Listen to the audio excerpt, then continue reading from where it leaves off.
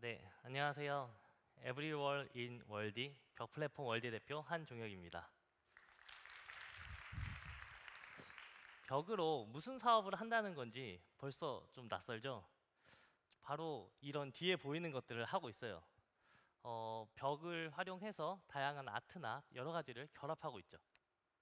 하플의 건물주들과 그 하플에 광고를 하고 싶어하는 광고주를 이어주고 있습니다. 매개체는 바로 벽이었어요. 또 이런 것들도 했어요. 뭐 여러 광고들을 쭉쭉쭉 했죠. 지역의 건물주들과 그 지역에 스타를 남기고 싶어하는 팬들을 이어줬죠. 이번에도 매개체는 바로 벽이었습니다. 뭐 조이, 태연, 뭐 정말 많은 걸그룹, 보이그룹을 했어요. 이번엔 벽 자체를 바꿔봤어요. 해외처럼요. 우리는 미술가가 설계자가 되었고 시공자가 작가들이 되었습니다. 그리고 그 반응은 상상 이상이었죠. 월드는 현재 벽 임대, 스트릿 아트 광고, K-팝 스트릿 아트, 미술 건축 등의 비즈니스 등을 하고 있고 가격은 제일 저렴한 게 1,000만 원부터 비싼 거는 4억까지 2주 안에 다양한 서비스를 제공하고 있습니다. 고흐는 누구에게나 보여지는 해바라기를 다르게 봤고 하늘의 별도 다르게 봤고 다르게 그렸죠. 모네도 마찬가지였어요. 이런 이명호 사진작가의 작품처럼 1,000만 대도 다르게 보였죠. 다르게 보는 낯선 시선을 가지는 건 한순간에 나 오늘부터 낯설게 볼 거야 라고 해서 생기는 건 아니에요. 제가 오늘 들려드릴 이야기는 어떻게 낯선 시선을 가질 수 있는지 그리고 그 낯선 시선을 실질적인 도움이 되는 가치로 바꿀 수 있는지에 대한 이야기입니다. 마지막으로 이 낯선 시선을 실행하려면 어떤 관점이 필요한지도 설명드릴 거예요. 이건 제가 비법 전수라서 꼭 귀담아 듣길 바랍니다. 첫 번째, 어떻게 낯선 시선을 가질 수 있을까요? 하늘에서 아이디어가 뚝 떨어지면 좋겠지만 대부분의 아이디어들은 본인들의 경험의 총합에서 나옵니다. 요즘 시대에 빅데이터가 중요한 이유도 이건데요. 스타트업 대표들을 제가 주변에서 많이 만나는데 대부분 자신이 경험으로 한 내용들을 토대로 자신의 아이템을 만들었어요. 저도 갑자기 벽이 달라 보였던 건 아니에요. 월드 전에 다양한 경험들이 축적되면서 벽이 특별해 보였습니다. 저는 대학생 때 휴학을 하고 뉴욕의 건축 설계 사무소에서 인턴을 한 적이 있는데요. 그때 제 롤이 리모델링이 필요한 오래된 건물들을 발품이나 구글링으로 찾는 거였어요. 그걸 찾아서 대표한테 갖다 주면 그 대표가 투자자랑 건물주랑 매칭시켜 줘가지고 리모델링, 재건축 등을 하는 거였죠. 지금 월디랑 하는 일이랑 좀 비슷하게 느껴진다면 그 느낌이 아마 맞을 겁니다. 저는 그렇게 건물주라는 존재를 다르게 인식하게 됐어요. 돈을 주는 존재가 아니고 돈을 같이 벌 수 있는 파트너로서요. 그리고 20대 중반 세계여행을 떠났습니다. 거기서 많은 아트들을 만났는데 해외여행 다니면 이 아트들을 만나는 게 필수 코스더라고요. 그래서 제가 미술관이나 여러 곳들 다 들리기 시작했는데 미술이 점점 재밌어졌습니다. 지금까지 제가 52개국을 세계여행을 했는데 미술관과 그래피티, 스트릿 아트들을 정말 자연스럽게 많이 접했어요. 전 이제 아트라는 존재가 언제 어디서나 만날 수 있는 저에게는 삶의 일부가 됐습니다. 저한테 만약 대학생 시절에 이런 경험이 없었다면 벽과 아트는 저한테 특별하지 않았을 겁니다. 이 경험들을 통해서 저에게는 벽과 아트가 특별하게 다가왔습니다. 책이나 영상으로 뭐 경험할 수는 있지만 그러면 그건 저는 뇌까지 전달된다고 생각하지 않아요. 정말 뇌까지 전달된다면 그거는 내가 그 가슴까지 전달된다면 직접 내가 발로 뛰고 경험을 해야지 심장까지 전달된다고 생각합니다. 뭔가 짜릿하고 기분이 묘하죠. 그리고 깊이가 달라집니다. 우리가 축구, 뭐 골프, 탁구, 테니스 이런 걸 보면서 저걸 왜 못 넣지? 저걸 왜 못 치지? 이런 생각하지만 실제로 우리가 그걸 플레이 해보면 와 하면서 그 경기를 바라보게 됩니다. 그래서 우리는 많은 경험을 해야 해요. 필요한 경험만 하는 게 아니고 어떤 경험이 어떻게 미래에 도움이 될 수 있을지 알 수 없으니 모든 것을 많이 해보면서 느껴봐야 합니다. 기억하기 쉽게 설명드리면 우리가 게임할 때 레벨업 하려면 무엇을 얻어야 할까요? 네, 바로 경험치입니다. 두 번째, 어떻게 낯선 시선을 실질적인 가치로 바꿀 수 있을까요? 낯섦을 느낀다는 것은 새로움을 경험하고 있으니 좋은 걸로도 할 수 있습니다. 하지만 모든 낯섦의 가치가 연결되진 않습니다. 낯섦은 크게 두 가지로 나눌 수 있어요. 나에게만 낯선 것과 다른 사람에게도 낯선 것입니다. 내가 처음 경험하는 거, 내가 처음 먹어보는 거, 처음 가본 곳은 나에게만 낯선 것이에요. 그래서 남들에겐 사실 크게 가치가 없습니다. 제가 일본을 처음 가는 거는 저에게만 신나는 일이죠. 하지만 화성을 간다면 어떨까요? 마치 예전에 달에 착륙한 것처럼 모든 사람들이 관심을 가질 겁니다. 어, 네. 일론 머스크가 이제 여러 사람들한테는 또라이 취급을 받지만 이 일론 머스크 사람들이 주시하는 데에도 일론 머스크가 남들에겐 낯선 것들을 사업으로 하고 있기 때문입니다. 그래서 우리는 구분할 줄 알아야 해요. 생각보다 많은 초기 스타트업 대표들이 와 이거 대박이다 하면서 아이디어를 감추는 경향이 있는데요. 실제로 나중에 이미 세상에 똑같은 아이디어들이 넘쳐난다는 사실을 알고 좀 좌절하기도 합니다. 이런 일이 발생하는 건 낯선 것을 모두에게 낯선 것이라는 정보와 지식의 부족으로 인한 겁니다. 다른 이들에게도 낯선 것임을 확률적으로 높게 알 수 있는 방법이 있습니다. 그건 바로 내가 그 분야를 어느 정도 깊이 아는 겁니다. 세상에서 제일 맛있는 떡볶이를 만들어 본다고 가정합시다. 그러려면 맛있다는 떡볶이 맛집들은 다 가봐야 된다는 거죠. 벽은 나에게만 낯선 것일까? 저도 그런 생각을 했습니다. 아니면 다른 사람에게도 낯설까? 전 사업 전에 스타트업을 투자하고 M&A 하는 VC 출신이었어요. 그래서 웬만한 비즈니스에 등장한 실시간으로 업데이트가 될 수 있었는데 그럼에도 불안해서 구글링, 네이버, 유튜브, SNS 등을 뒤져서 정말 벽이라는 키워드로 사업을 하고 있는 회사가 없는지 찾아봤어요. 근데 보이지 않았습니다. 그래서 너무 고마웠어요. 그 단어를 쓰진 않았지만 벽과 관련된 수많은 시장들은 있었습니다. 가슴이 뛰기 시작했습니다. 이 키워드만 잡는다면. 돈을 많이 벌려면 크게 두 가지 방법이 있다고 합니다. 첫 번째는 좋은 물건을 비싸게 파는 브랜딩 전략과 가성비 좋은 물건을 많이 파는 규모 경쟁 전략, 이 두 가지가 있죠. 대부분의 명품 회사, 고급 차량, 자동차, 여러분이 갖고 있는 아이폰이나 이런 시계, 이런 전자의 전략을 쓰고 있고 아마존, 쿠팡, 올리브영, 이 할인마트들, 이마트, 코스트코 이런 데들이 후자의 전략을 쓰고 있습니다. 지금 제가 말하는 전략들은 철저히 공급자 시선에서의 관점이고요. 돈을 버는 방법은 사실 심플합니다. 소비자 관점에서 보면 되는데요. 브랜딩이든 가성비 전략이든 해당 키워드를 잡은 회사가 늘 돈을 벌더라고요. 전 지금부터 브랜드 이름을 말하지 않겠습니다. 하지만 여러분 머릿속에는 그 브랜드가 자동적으로 완성이 될 거예요. 콜라, 사이다, 메신저, 송금, 배송, 검색. 네, 지금 제가 말한 이 수많은 단어들이 여러분에게는 브랜드로 전환이 됐을 겁니다. 그 브랜드들은 다 지금 어마어마한 돈을 벌고 있죠. 세계 최고의 가치 있는 기업은 어딜까요? 네, 애플이죠. 세계 최고의 부자는 누굴까요? 테슬라의 일론 머스크입니다. 이 둘의 공통점은 키워드를 잡고 있다는 겁니다. 애플은 스마트폰이란 키워드를 잡고 있고 테슬라는 전기차란 키워드를 잡고 있죠. 돈은 키워드가 벌어다 준다는 시선을 이제 여러분은 가졌습니다. 아직 그 키워드가 비어 있다면 여러분에게도 기회가 있습니다. 전 우리 주변에 널려 있는 무언가를 다 돈으로 바꾸려고 했습니다. 바로 벽이라는 키워드입니다. 세 번째, 낯선 시선을 유지하고 키워나가기 위해서는 어떻게 해야 될까요? 거시적 시선이 필요하다고 생각했습니다. 앞과 끝이 보이지 않는 길을 전력 질주한다면 우리는 할 수 있을까요? 낯선 길을 제시하는 스타트업들이 지금 이렇게 달려가고 있습니다. 제정신이 아니면 못할 것 같지만 어려워 보이지만 사실 별거 없습니다. 1년, 5년, 10년, 30년 이렇게 멀리서 보면 그저 과정일 뿐인 것들이 상당히 많습니다. 제가 그린 시대가 올 거라는 강한 확신이 있다면 이게 모두 과정일 뿐입니다. 경험치가 는다고 생각이 듭니다. 안 힘드냐고요? 안 아프냐고요? 아픕니다. 힘듭니다. 그러나 끝이 있다는 걸 알면 고통이 계속될 거란 생각하는 것이 가장 큰 고통입니다. 끝이 있는 걸 알면 아프지 않습니다.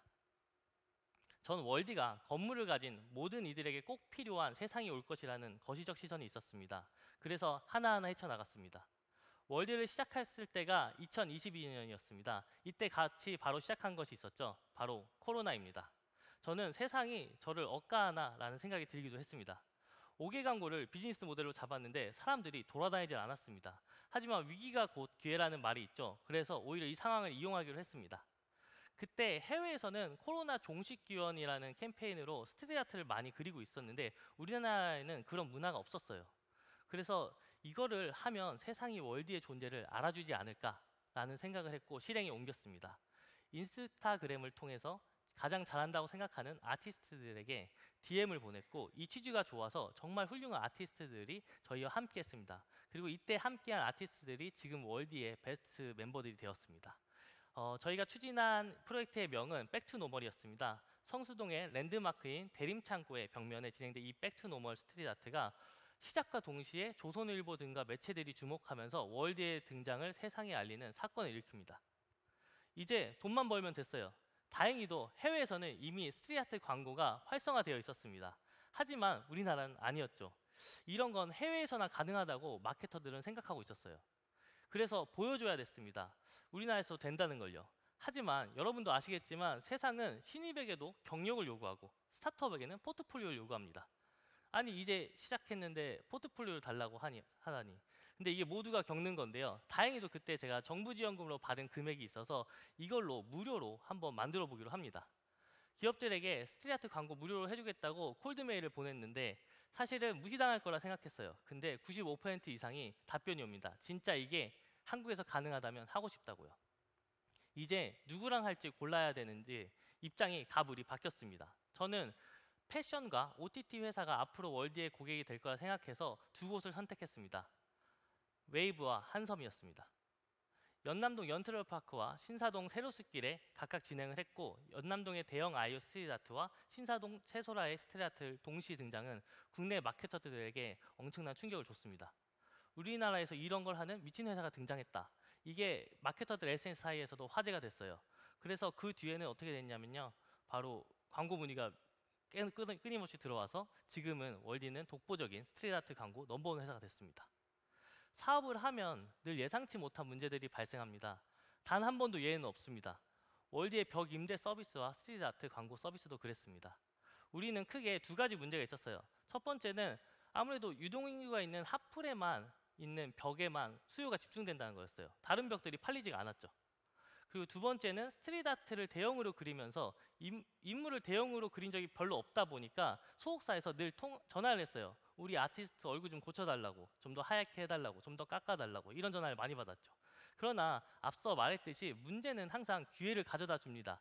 이 문제 해결책으로 새로운 비즈니스 모델을 오히려 만들었어요. 돈도 벌면서 문제도 해결했죠. 그건 바로 K-팝 스트릿 아트였습니다. 팬들 입장에서는 자신들이 좋아하는 K-팝 스타의 생일날 어떻게든 특별한 걸 해주고 싶은데 기존에 정해진 광고 구역에서밖에 안 되니 답답했습니다. 하지만 월디와 함께라면 스타의 고향, 집 주변, 부모님 집, 조부모 집, 친구 집, 자주 가는 맛집, 카페, 술집 어디든 가능했어요. 거기다 스트릿 아트라는 요소는 특별함까지 가미했죠. 제가 좋아했던 아이즈원 김민주부터 시작을 했습니다. 장원영 등 당시 아이즈원 멤버들이 자주 가는 레스토랑 근처에 했는데 결국 마지막에는 그 김민주가 와서 하트까지 그려주면서 사진 인증까지 하고 해피엔딩으로 마무리가 됐죠. 그 뒤에 주문을 기다렸습니다. 최고의 가수들을 하고 싶었어요. 그리고 걸렸습니다. 바로 BTS의 팬클럽 아미에게서 연락이 왔습니다. 저희는 아미에게 BTS 지민정국 고향인 부산의 아미동에 아미로를 따라 올라가면 맨 꼭대기에 있는 벽을 선사했습니다. 그리는 도중에 외국인들이 공유한 게시물이 이미 몇만 회가 공유가 되면서 순식간에 삽시간에 전 세계로 퍼졌습니다. 이후에는 각 스타 팬들의 주문이 이어졌죠. 그리고 우리는 수많은 스타들의 얼굴을 그리며 이제는 인물 얼굴을 대형으로 그리는데 대한민국 아니 세계 최고에 가까워지게 됐습니다. 우리만큼 많이 대형으로 연예인 얼굴을 그리는 회사는 저희밖에 세상에 없었습니다. 저는 이렇게 월드의 문제점을 기회로 바꿔버렸어요. 이제 수많은 K-팝 스타의 데뷔일과 생일은 월드의 매출과 함께 움직이게 됐습니다. 우리가 그리면 사람들이 이걸 SNS에 올리고 SNS 본 사람들이 또 다시 이걸 보러 오는 선순환 구조가 형성됐어요. 이걸 또 보러 사람들이 온다. 사람들이 오길 바라는 업종에게는 뭔가 되겠다라는 생각을 했습니다. 그리고 위치가 인적이 드문 곳으로 니즈가 강할 거라 생각을 했어요. 그래서 월디는 미술 건축을 시작했습니다. 지금까지 제가 말한 패턴들을 보면 다음 행보는 좀 예상이 될 겁니다. 네, 최고의 포트폴리오를 하나 만드는 것이었죠. 저는 그때 후암동에 돌아다니다가 좋은 벽을 발견했어요. 그 벽이 노홍철님의 벽이었더라고요. 그래서 저는 다짜고짜 노홍철님에게 DM을 보냈습니다. 이런 아이디어가 있는데 함께 하시겠습니까? 라고 했고 이상한 사람으로 보일까봐 전화번호까지 남겼어요. 그랬더니 정말 얼마 안 돼서 에이오 하면서 전화가 왔습니다. 한번 만나보고 싶다고. 그렇게 서울 후암동에 호황홍철 책방이 변신했습니다. 당시에 네이버 실검 뉴스가 있었는데 1위부터 10위까지 중에 6개가 이 홍철 책방의 기사였고 인스타부터 대형 언론사까지 며칠간 난리였습니다. 그리고 그 다음 해부터 홍철 책방, 김해점, 동해의 나인비치, 동해빵 명가 등을 선보였습니다. 그리고 올해 전국 공단들의 리모델링을 월드의 미술 건축으로 진행하기 시작합니다. 인천 남동공단부터 시작하기로 했습니다. 그 어떤 리모델링보다 저렴하지만 가장 드라마틱한 리모델링의 등장이었습니다.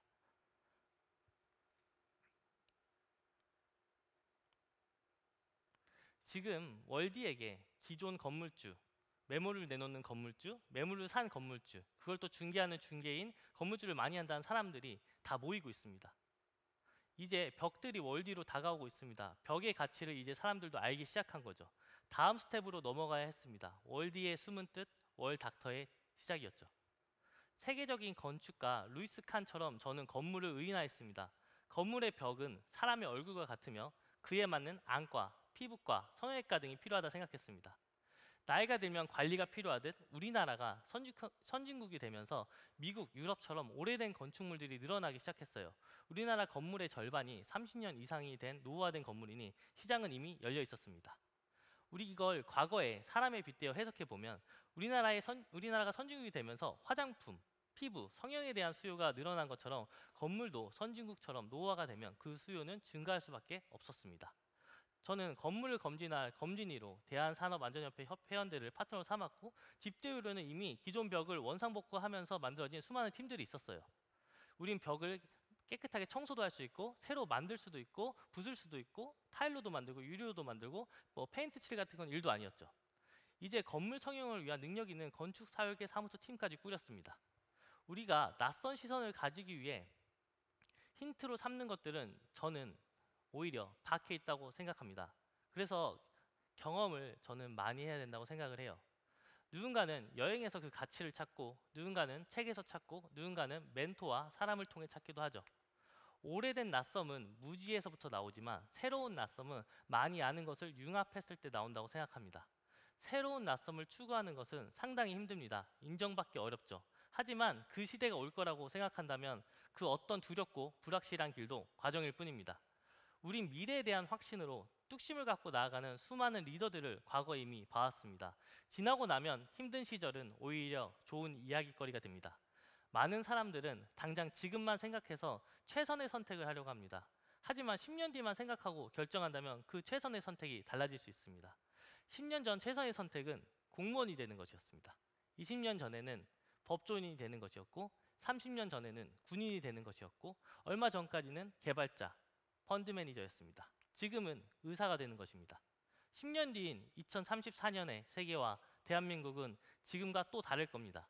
그러니 현재가 아닌 거시적인 낯선 시선으로 자신이 만들고 싶은 미래를 그려나간다면 분명 그 시대는 올 겁니다. 저는 5년 전 월드를 처음 생각했을 때 벽과 아트의 가치를 아는 시대가 올 것이라고 생각했습니다.